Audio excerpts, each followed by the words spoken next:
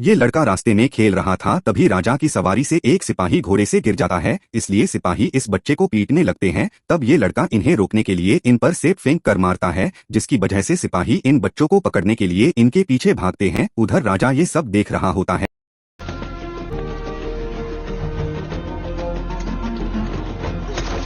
फिर ये सिपाही इसे पकड़कर इसकी गर्दन जैसे ही काटने वाले होते हैं, तभी राजा रोक देता है और इस लड़के से इसका नाम पूछता है। तब ये अपना नाम दास्तान बताता है। राजा इसे अपने साथ ले जाता है। 15 साल बाद राजा का भाई और बेटा दास्तान को बताते हैं कि अलमत राज्य हथियार बनाकर हमारे दुश्मनों को बेच रहा है, इसलिए हमें उस पर हमला करना होगा। तब दास्तान कहता है, हमें अलमत पर कब्जा करना है, हमला नहीं। लेकिन राजा का बड़ा बेटा हमला करने के लिए कह देता है। उधर जब ये बात अलमत की शहजादी को पता चलती है, तब शहजादी कहती है अब उन्हें ये समझाने का कोई फायदा नहीं कि ये सब झूठ है, और मंदिर में पूजा करने के लिए चली जाती है। उधर दास्तान अपने साथियों के साथ ही अकेला हमला कर देता है ताकि ज्यादा सिपाहियों की मौत न हो। उधर ये बात शहजादी को जब ये पता चलता है कि राज्य पर कब्जा हो गया है, तब शहजादी लाल कपड़े में अपने सिपाही को कोई चीज देती है ताकि वो राज ही रहें और किसी को भी पता न चले। लेकिन जब ये सिपाही राज्य से भाग रहा होता है, तब दास्तान इसे घोड़े से गिरा देता है, और जब ये इस कपड़े को उठाता है तो उसमें एक बड़ा ही खूबसूरत खंजर होता है, जिसकी बनावट बहुत ही अद्भुत होती है। उधर जब राजा का बेटा अलमत राज्य को जीतकर वापस जाता है, तब राजा आकर अपने बेटे को डांटता है कि तुम्हें अलमत पर सिर्फ शक की बुनियाद पर हमला नहीं करना चाहिए था। तब राजा का बेटा कहता है, मैं सबूत लाकर दूंगा। फिर ये दास्तान को राजा को देने के लिए एक लिबास देता है, जिसे लेकर जब दास्तान राजा के पास लेकर जाता है,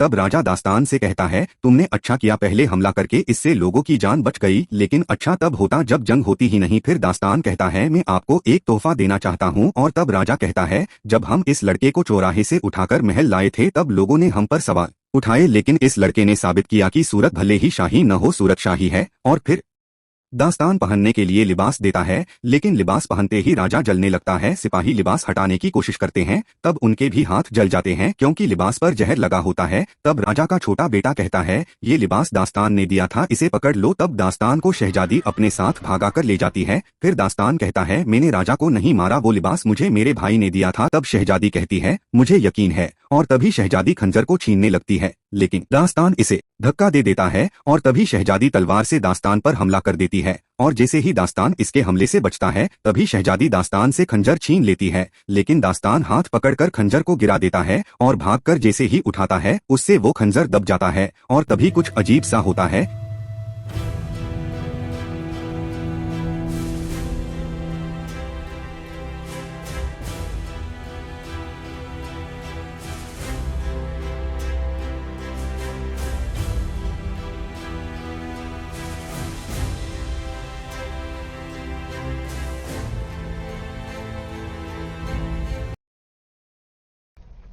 से पहले दास्तान कुछ समझ पाता, तभी शहजादी फिर खंजर छीनने लगती है। तब दास्तान फिर इसे धक्का दे देता है। तब शहजादी तलवार से दास्तान के सीने पर हमला कर देती है। फिर दास्तान खंजर को ऊपर से दोबारा दबाता है। तब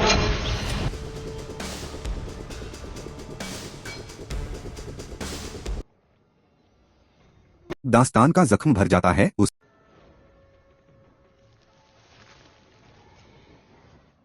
बाद दास्तान को समझ आता है कि इस खंजर को ऊपर से दबाने पर वक्त पीछे चला जाता है, और तब ये समझ जाता है कि राजा के बेटे यानी भाई ने इस खंजर के लिए अलमत पर हमला किया था, ताकि वो इस खंजर से दुनिया का सबसे ताकतवर सुल्तान बन सके। राजा का बेटा दास्तान को पकड़ने के लिए सिपाही लगा देता है। तब दास्तान कहता है, ये बात मैं अपने चाचा को बताऊंगा, और फिर ये वापस जाने लगता है। लेकिन तभी धोखे से शहजादी दास्तान को बेहोश कर देती है और खंजर लेकर भाग जाती है। और जब दास्तान को होश आता है, तब इसे डाकू पकड़ लेते हैं।